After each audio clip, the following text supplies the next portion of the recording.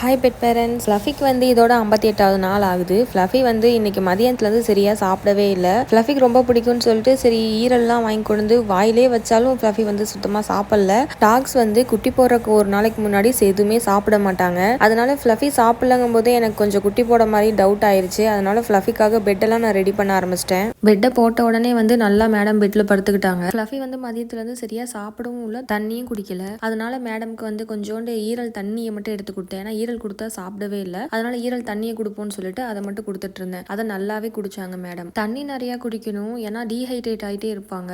அதே மாதிரி குட்டி போடுற மாதிரி இருந்துச்சுன்னா ரொம்ப டயர்டாயிருவாங்கன்னு சொல்லிட்டு நிறைய தண்ணி கொடுத்தேன்.